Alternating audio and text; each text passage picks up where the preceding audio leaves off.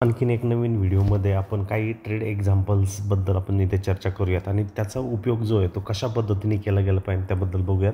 या पर्टिक्युलर व्हिडिओच्या माध्यमातून आपण फक्त एज्युकेशनल पर्पजसाठी या गोष्टी चर्चा करतो आहे आणि या व्हिडिओमधनं आपण जनरली शिकणार आहोत की सप्लाय आणि डिमांड झोन जो आहे तो कशा पद्धतीने रेकग्नाईज करायचा आणि एकदा आपल्याला ते जवळचे सप्लाय आणि डिमांड झोन लक्षात आले मग त्याचा उपयोग आपल्या ट्रेड एंट्रीजसाठी आणि इंटरमिडियंट गोष्टीसाठी कशा पद्धतीने उपयोग केला जाऊ शकतो ते आपण चर्चा करणार आहोत. ह्याबरोबरच काही बाकीचे जे टूल्स जे आहेत जसं की ट्रेंड लाईन म्हणा किंवा मूव्हिंग ॲव्हरेज म्हणा त्याचं उपयोग कशा पद्धतीने केला जाऊ शकतो ह्याबद्दल ह्या व्हिडिओमध्ये आपण चर्चा करणार आहोत. ह्या व्हिडिओच्या माध्यमातून तुमचं ज्ञानामध्ये जे आहे ती वृद्धी नक्कीच होणार आहे. त्यामुळं हा व्हिडिओ जो आहे तो शेवटपर्यंत नक्की बघा, कारण ज्ञानवृद्धी होण्याकरता तुम्हाला सगळ्यात जास्त गोष्टी बघणं सगळ्यात महत्त्वाचं आहे आणि त्या शेवटपर्यंत बघणं गरजेचं आहे. आणि त्याकरता आपण एक फॉरेक्सचा एक टूल आपण इथं बघतो आहे, चार्ट बघतो आहे आणि त्या माध्यमातून आपण समजून घेण्याचा प्रयत्न करतो आहे नेमकं किमतीमध्ये काय होतं. तर सगळ्यात महत्त्वाचं ज्यावेळेस तुम्ही कुठलाही चार्ट बघत असता तर हायर टाईम फ्रेममध्ये जावा. हायर टाईम फ्रेम तुम्हाला जी ना त्याच्याबद्दल आयडिया देत असते. जसं की एक मंथचे टाईम फ्रेमचे चार्ट, एक महिन्याचा टाईम फ्रेमचा हा चार्ट काढलेला आहे आणि त्या माध्यमातून ह्या चार्टवरती आपल्याला त्याचा डिमांड झोन कुठं आहे त्याबरोबर त्याचा सप्लाय झोन कुठं तयार होऊ राहिला आहे याच्याबद्दलची आयडिया जी आहे ती येणं सगळ्यात महत्त्वाचं आहे. कारण ती आयडिया एकदा आली की हा एक सेलरचा कंट्रोल पॉईंट आहे. ॲटोमॅटिकली आपण त्याच्या अलाइनमेंटमध्ये तिथं थांबतो आणि ज्यावेळेस आपल्याला कळतं आहे की हा एक बायरचा पोटेन्शियल एरिया आहे की बायर जो आहे तो खरेदी करण्याचा प्रयत्न करू राहिला आहे. एकदा ते लक्षात आलं की आपण आपल्या ऑर्डर ज्या आहेत त्या झोनच्या आसपास टॅप इन करून ठेवतो, सेलच्या ऑर्डर लावून ठेवतो आणि त्यानंतर का बरं हायर टाईम फ्रेममध्ये, कारण आपण एका पोझिशनल ट्रेडरच्या हिशोबातनं नजरेतनं ह्या गोष्टीला बघायचं आहे. कारण पोझिशनल ट्रेडरला इंट्राडे ट्रेडरसारखं जे येणार 10 वेळेस त्याच्या स्क्रीनकडे बघून एकटक त्याकडे बघण्याची काही गरज नसते. एकदा त्याने इथे त्याची ऑर्डर जी ती प्लेस करून दिली, त्याचा स्टॉप लॉस तिथे लावून दिला, ॲटोमॅटिकली प्लेसमेंट झाल्यानंतर तो फक्त आणि फक्त त्याच्या टार्गेटसाठी तो वेट करू शकतो. आणि आजकालच्या ब्रोकरमध्ये GTT सारखे फीचर जे आहे ते अवेलेबल आहे. त्या GTT फीचरच्या माध्यमातून एकदा तुम्ही तुमची एंट्री केली त्यामध्ये तुम्ही तुमचा स्टॉप लॉस आणि टार्गेट जे आहे ते 1 वर्षाच्या हिशोबाने तिथं प्लेस करू शकता आणि हे सगळ्यात महत्त्वाचा मुद्दा इथं आहे. म्हणून आपण इथं मंथली टाईम फ्रेममध्ये आल्यानंतर आपल्याला इथं लक्षात आलं पाहिजे की ह्या पर्टिक्युलर स्ट्रक्चरचा, ह्या लेगचा त्याचा डिमांड झोन कुठे आहे आणि याचा पर्टिक्युलर सप्लाय झोन कुठे आहे. तर ह्या गोष्टी आपल्याला लक्षात येणं सगळ्यात महत्त्वाचं आहे आणि त्या गोष्टी लक्षात आल्यानंतर आपण त्याकरता जे आहे इथं मूत पद्धतीने काम करू शकतो. म्हणून ज्यावेळेस तुम्ही चार्ट बघत असता त्यावेळेस बघा हा जो फॉल झाला ह्या सिव्हिअर फॉलमध्ये जे रिव्हर्सलवाली कॅन्डल झाली ही ग्रीन कॅन्डल आहे. म्हणून या ग्रीन कॅन्डलचा लो आणि ह्या ग्रीन कॅन्डलचा हाय जो आहे ना तो सगळ्यात महत्त्वाचा असणार आहे. आणि त्या महिन्याच्या कॅन्डलचा हाय आणि त्या महिन्याच्या कॅन्डलचा लो आपल्यासाठी अतिशय महत्त्वाचं काम करणार आहे आणि त्याला मंथली टाईम फ्रेमच्या हिशोबाने मी त्याला डिमांड झोन मानणार आहे. कारण ह्या डिमांड झोनमध्ये मला सगळ्यात महत्त्वाच्या गोष्टी लक्षात येतात की हा जो डिमांड झोन जो जनरेट होऊ राहिला किंवा तयार होऊ राहिला हा असा तसा होऊ नाही राहिला आहे. त्याच्या पाठीमागं काहीतरी गोष्टी तिथं आहेत आणि त्या डिमांड झोनमध्ये आपल्याला आणखीन काही गोष्टी ज्या आहेत ना व्यवस्थितरित्या लक्षात तिथं येत असतात. म्हणून तिथं टॅप इन करून सिम्पल तुम्ही डिमांड झोन जो आहे तो लिहून घेऊ शकता जो की मंथली टाईम फ्रेमच्या हिशोबाने. आणि एकदा तुम्हाला लक्षात आलं की ह्या पर्टिक्युलर कॅन्डलचा नुसार तो मंथली टाईम फ्रेमचा डिमांड झोन तिथं क्रिएट झालेला आहे. आणि जर याच्या उपरोक्त याच्या अपोजिट साईडला जर आपल्याला इथे मंथलीचा जर सप्लाय झोन बघायचा तर ह्यो जो ट्रेंड झाला आहे त्या ट्रेंडमध्ये पहिली रेड कॅन्डल जी येते ती ही आहे. मग त्या रेड कॅन्डलचा हाय आणि त्या रेड कॅन्डलचा लो जो आहे तो तुम्ही तुमच्या हिशोबाने तिथं कन्सिडर आउट करू शकता आणि त्या पर्टिक्युलर झोनला जे आहे तिथे त्या झोनला सप्लाय असं म्हणू शकता. तर मी तिथे त्यामध्ये सिम्पली ॲड करतो नाव सप्लाय झोन. ओके. आणि तो सप्लाय झोन आपला एकदा तयार झाला तिकडे त्या सप्लाय झोनला प्राईसने टॅप केल्यानंतर आपल्याला तिथं लक्षात येतं आहे की ही किंमत जी आहे कशा पद्धतीने त्या झोनला व्यवस्थितरित्या टॅप केल्यानंतर किंमत जी आहे ती खालच्या बाजूला आपल्याला तिथं जाताना दिसते. आणि हे सगळ्यात महत्त्वाचा मुद्दा, सगळ्यात महत्त्वाचा पॉईंटर आपल्याला इथं लक्षात ठेवणं गरजेचं आहे. कारण त्याच्यावरनं आपल्याला आयडिया येऊन जाते की नेमकं आपल्याला सगळ्यात महत्त्वाचं ट्रेडिंगमध्ये ही गोष्ट आहे मित्रांनो की आपल्याला आयडिया आली पाहिजे की किंमत नेमकं कुठल्या बाजूला कुठल्या झोनला कशा पद्धतीने जी ती वर्कआउट करू राहिली. मग 2 गोष्टी आपण इथं डिसाईड केल्या ते म्हणजे सप्लाय झोन त्या पर्टिक्युलर स्ट्रक्चरमध्ये आणि डिमांड झोन तिथे. आणि तोही मंथली टाईम फ्रेममध्ये. म्हणून आपल्याला लार्जर टाईम फ्रेम जे आहे ते आपल्याला माहिती देत असते. लार्जर टाईम फ्रेम म्हणजे मोठी टाईम फ्रेम आपल्याला सांगत असते की 2 अपोजिट झोन्स कुठं आहे आणि म्हणून ते लार्जर टाईम फ्रेम तिथं यूज करणं हे सगळ्यात महत्त्वाचा मुद्दा आहे. आणि एकदा की आपल्याला हे जवळचे हा सप्लायवाला पॉईंट आपल्याला लक्षात आला, ॲटोमॅटिकली ह्या सप्लायनंतर आपल्याला इकडे पाठीमागं डिमांड इथं तिथं तयार होतो आहे. हा डिमांड लक्षात आला, ॲटोमॅटिकली त्याच्या अकॉर्डिंगली ह्या झोनच्या आसपास आपण सेल करण्यासाठीच बघणार आहोत. आणि यात कदाचित आपल्याला जर किंमत ह्या डिमांड झोनमध्ये येते तर तिथं आपण खरेदी किंवा बाय करण्यासाठीच प्रयत्न करणार आहोत. ही सगळ्यात महत्त्वाचा मुद्दा आहे. कारण मंथली टाईम फ्रेमवाला जो ट्रेडर जो आहे तो पोझिशनल ट्रेडर असतो, तो लॉंगच्या हिशोबाने गोष्टीला जो आहे तो कन्सिडर करत असतो. मग या पर्टिक्युलर चार्टवरून आपल्याला हे लक्षात येतं आहे की याच्यामध्ये जनरली किंमत जी आहे ती ज्या याच्यामध्ये जाते ती ॲटोमॅटिकली जे आहे त्या सप्लायला टॅप केल्यानंतर किंमत जी आहे ती मूव्ह होताना आपल्याला दिसते. आणि त्यानंतर आपण त्याचा व्यवस्थितरित्या उपयोग जो आहे तो तिथं करताना दिसू शकतो. कारण त्या गोष्टींचा आयडिया जे ते येणं गरजेचं आहे. तर हा पर्टिक्युलर सप्लाय झोन जो आहे तो आपल्याला आयडिया येणं गरजेचं आहे. आणि तो सप्लाय झोन निवडताना रेकग्नाईज करताना अशा पद्धतीने त्या गोष्टी येणं गरजेचं आहे. म्हणून ह्यामध्ये आपल्याला इथं लक्षात येतं की हा जो सप्लाय झोन जो तयार झाला आहे तो 0.8 पासून जवळजवळ वरच्या बाजूला 0.88च्या झोनच्या आसपास आहे. आणि जर डिमांड झोन जर बघायचा झाला तो 0.48 पासून वरच्या बाजूला 0.5758च्या रेंजमध्ये ॲप्रॉक्सिमेटली.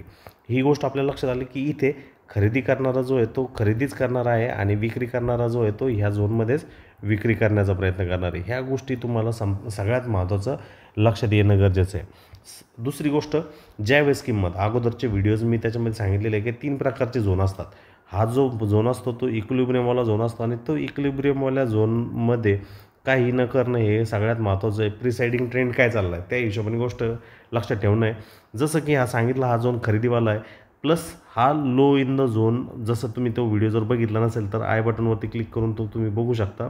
लो इन द झोनवाला आहे आणि हा जो एरिया जो आहे हा डिमांडवाला आहे. तर ज्यावेळेस किंमत ही डिमांड झोनमध्ये किंवा लो इन द झोनमध्ये असते तिथं तुम्ही फक्त आणि फक्त खरेदी करण्यासाठीच हे करणार आहेत. त्या खरेदी केल्यानंतर तिथं तुमच्या रिस्क रिवॉर्डच्या हिशोबाने तुम्ही तुमचा स्टॉप लॉस जो आहे तो तिथं प्लेस करून देणार. आणि एकदा स्टॉप लॉस प्लेस करून दिला की ॲटोमॅटिकली अपोजिंग सप्लाय झोन जो कुठला असणार आहे त्याच्यासाठी तुम्ही वेट तिथं करणार आहात. आणि जेवढं तुम्ही तिथं थांबू शकता ॲटोमॅटिकली तुमच्यासाठी सगळ्यात महत्त्वाची गोष्ट राहणार आहे. तर सांगायचा मुद्दा हा आहे की किंमत जी आहे ती लो इन द झोन आहे आणि लो इन द झोनमध्ये असल्यामुळं तुम्ही तिथे खरेदी करण्यासाठीच वाट बघणार आहात. आणि एकदा तुमची लो इन द झोन ती गोष्ट झाली की ॲटोमॅटिकली तुम्ही नेक्स्ट जो अपोजिंग झोन असणार आहे त्या अपोजिंग झोनसाठी गोष्ट करणार आहे. हा नो डाऊट आता तुम्ही म्हणाल इथं तुम्ही का बरं सप्लाय झोन काढताय किंवा इथे हा एक सप्लाय झोन का बरं हे कन्सिडर करताय.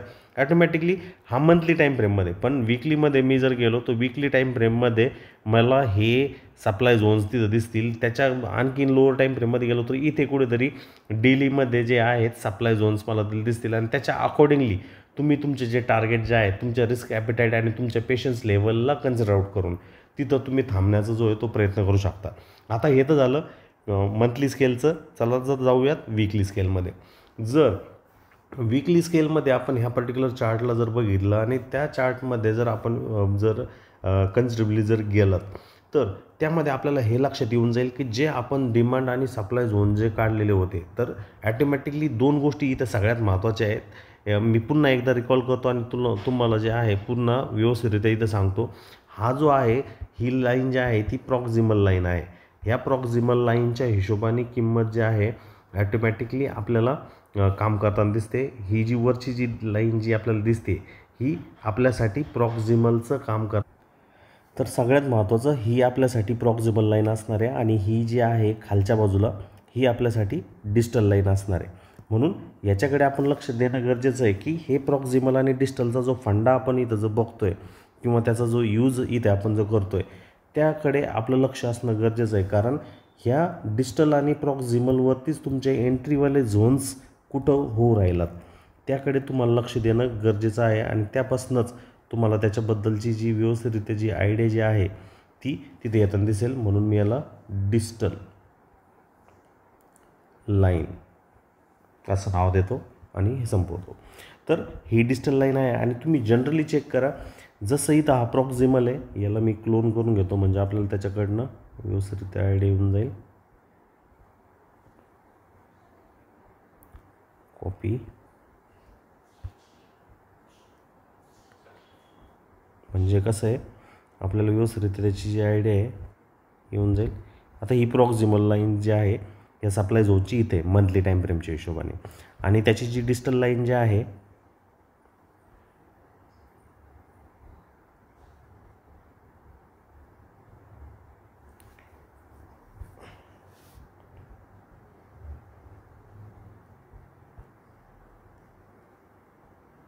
त्याची डिस्टल लाईन इथे आहे. म्हणजे ह्या दोन गोष्टी तुम्हाला समजल्या. वीकली टाईम फ्रेममध्ये आपण ज्यावेळेस जातो आहे त्यावेळेस आपल्याला इथं लक्षात येतं आहे की इथे भरपूर वेगवेगळ्या प्रकारचे बाईंग झोन्स आणि सेलिंग झोन जे ते क्रिएट होतात दिसत आहेत. म्हणजे जे मंथली टाईम फ्रेममध्ये आपल्याला फक्त हे आणि हा म्हणजे अनुक्रमे हा डिमांड झोन आणि वरच्या बाजूला सप्लाय झोन एवढे दोनच दिसत होते, परंतु वीकली टाईम फ्रेममध्ये गेल्यावरती आपल्याला अनगिनत अशा प्रकारचे डिमांड झोन्स आणि सप्लाय झोन्स तिथं दिसत आहेत.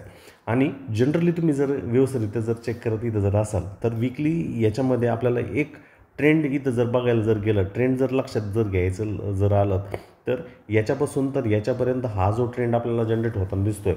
जनरली जर तुम्ही सगळ्या व्यवस्थितरित्या गोष्टीला जर बघत असाल तर हा जो ट्रेंड इथे जो आपल्याला जनरेट होताना दिसतो आहे तो ट्रेंड पूर्ण आणि पूर्ण फक्त आणि फक्त जो आहे तो ॲटोमॅटिकली डाऊन ट्रेंड होताना दिसतो. आणि तो जो डाऊन ट्रेंड जो हो राहिला आहे तो हा हाय, हा लोअर लो, हा लोअर हाय, लोअर लो आणि पुन्हा एकदा ह्या ट्रेंड लाईनचं ब्रेकआउट आपल्याला तिथं जनरेट होताना दिसतं आहे. आणि हे सगळ्यात महत्त्वाचा मुद्दा, सगळ्यात महत्त्वाचा पॉईंटर इथं आपण लक्षात ठेवणं गरजेचं आहे. कारण जनरली आपण या गोष्टींना ज्यावेळेस चेक करत असतो त्याकडे आपलं लक्ष असणं गरजेचं आहे. आणि ज्यावेळेस किमतीने त्या मंथली टाईम फ्रेमच्या प्रॉक्सिमल लाईनला टॅप इन केलं त्यानंतर कशा पद्धतीचा मूव जो आहे तो वरच्या बाजूला होताना दिसला. आणि त्या बरोबरच आपल्याला आणखीन जे झोन्स बघण्यासाठी असतात, म्हणजे मी अगोदर म्हटलं की सप्लाय झोन्स, तसं अपोजिंग जो सप्लाय झोन जो क्रिएट जो झाला आहे वीकली स्केलनुसार हा झोन तिथं होताना दिसला आणि त्याला आपण झोन 1 इथे म्हणू शकतो.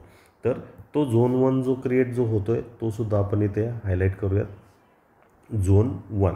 तर हा झोन 1 कुठला आहे? हा मंथली टाईम फ्रेमचा झोन 1 नाही आहे, ॲटोमॅटिकली तो सप्लाय झोन आहे. त्याच्या आसपास किंमत जितक्या वेळेस त्या झोनमध्ये आपल्याला जाताना दिसली तिथे आपल्याला त्या किमतीचा रिजेक्शन जे आहे ते आपल्याला क्रिएट होताना दिसलं. बघा इथं जर तुम्ही जर व्यवस्थितरित्या जर बघितलं तर ॲटोमॅटिकली तिथे मल्टिपल नंबर ऑफ टाईम जे आहे ती किंमत त्या झोनला टॅप करताना आपल्याला दिसली आणि तिथनं किमतीचं रिजेक्शन आपल्याला होताना दिसलं. आणि ते रिजेक्शन ॲटमोस्ट खालच्या बाजूला जर तुम्ही जर बघितलं तर ते जवळजवळ खाली आपल्याला तिथं जाताना दिसलं.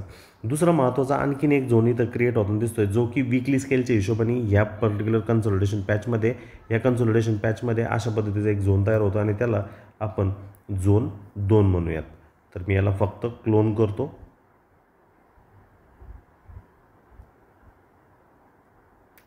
फक्त त्याला झोन 2 म्हणतोय मी याला, झोन 2. म्हणजे हा एक सप्लाय झोन आहे.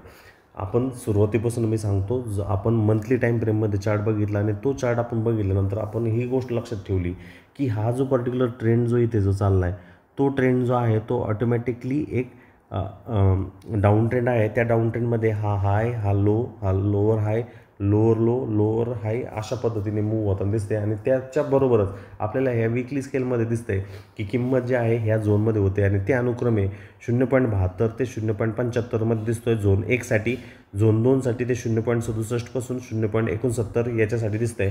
आणि त्या खालोखाल ही जी लाईन जी आहे तर ही मंथली स्केलची प्रॉक्सिमल लाईन आहे. तुम्हाला मी झूम इन करून दाखवतो. त्या प्रॉक्सिमल लाईनला ज्यावेळेस किमतीने प्राईसने टॅप केलं आहे त्यावेळेस ते ॲटोमॅटिकली किंमत जी आहे तिकडनं आपल्याला बाउन्स बॅक होताना या पर्टिक्युलर याच्यामधनं आयडिया येऊन जाते. म्हणजे फक्त आणि फक्त आपण हायर टाईम फ्रेमकडनं लोअर टाईम फ्रेमकडे आलो आहे आणि त्यामध्ये आपण ऑपॉर्च्युनिटीसाठी वेट ऑन करतो आहे की नेमकं किंमत जी आहे त्याच्या आसपास कशा पद्धतीने त्याला टॅप करताना टॉगल करताना जे आहे ते कन्सिडर करणार आहे. कारण त्याच्यावरनं आपल्याला आयडिया येऊन जाते की किमतीला नेमकं काय करायचं आहे आणि किमतीचा बिहेवियर जो आहे तो कशा पद्धतीने तिथे असणार आहे. आणि ही गोष्ट तुमच्या एकदा लक्षात आली ॲटोमॅटिकली तुम्ही फक्त आणि फक्त त्या त्याच्यासाठी जे आहे ते प्रिपेअर होताना आपल्याला दिसणार आहे. हे तर झालं वीकलीचं. याच्यानंतर आणखी लोअर टाईम फ्रेममध्ये जायचं डेलीमध्ये. आणि डेलीमध्ये जर तुम्ही जर व्यवस्थितरित्या जर जात असाल तर डेलीमध्ये गेल्यावरती आणखीन आपल्याला एक्स्ट्रा ॲडिशनल झोनचं जे कन्सिडरेशन जे आहे ते लक्षात येऊन जातं आणि त्यामध्ये आपल्याला अंडरस्टँडिंग होऊन जातं की हा जो पर्टिक्युलर डेलीमध्ये जर कन्सिडर जर करायचं जर झालं तर या पर्टिक्युलर डेली स्केलमध्ये जायच्या अगोदर आपण डिमॅन्ड झोन जो आहे तो वीकली स्केलवरती काढलेला नाही. आणखीन वीकली स्केलवरती जर डिमॅन्ड झोन जर काढायचं जर झालं तर ॲटोमॅटिकली जो वीकली स्केलचा जो डिमॅन्ड झोन आहे तो ऑलमोस्ट आपल्याला इथे खालच्या झोनला दिसतो आहे, परंतु इथे एक कन्सॉलिडेशनचा पॅच झालेला आहे म्हणून मी त्या झोनच्या आसपास जो आहे तो वीकली डिमॅन्ड झोन घेतो आहे ह्या पर्टिक्युलर कॅन्डलच्या आसपास. ओके, तर हा जो झोन झाला आहे तो वीकलीच्या हिशोबाने झाला आहे आणि त्याला मी रेड कलर देतो आहे म्हणजे मला रेकग्निशन जे आहे ते व्यवस्थितरित्या तिथे येऊन जाईल वीकली स्केलसाठी.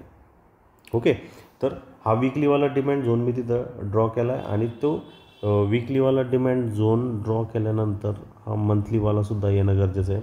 तर इथे आपण वीकली स्केलचा डिमॅन्ड झोन आपल्याकडे मिस झाला होता तो आपण काढला आहे. आता यानंतर येऊयात डेली स्केलमध्ये. डेली स्केलमध्ये आल्यानंतर आपल्याला लक्षात येऊन जाईल की ॲटोमॅटिकली रिव्हर्सल ट्रेडसाठी जे आहे आपण वाट बघतो आणि तो रिव्हर्सल ट्रेड जो आहे तो हे करायचा आहे. तर तुम्हाला मी सांगू इच्छितो हा जो ब्लॅक कलरचा वाला जो आहे तो मंथली टाईम फ्रेमचा आहे, हा जो रेडवाला जो आहे तो वीकली टाईम फ्रेमवाला डिमांड झोन आहे. तर आता इथे आपण डेली टाईम फ्रेममध्ये आलो आणि ह्या डेली टाईम फ्रेममध्ये बघितलं तर ऑटोमॅटिकली ही जी ट्रेंड लाईन जी ड्रॉ केलेली होती ही हायर टाईम फ्रेम म्हणजे वीकली टाईम फ्रेमची होती.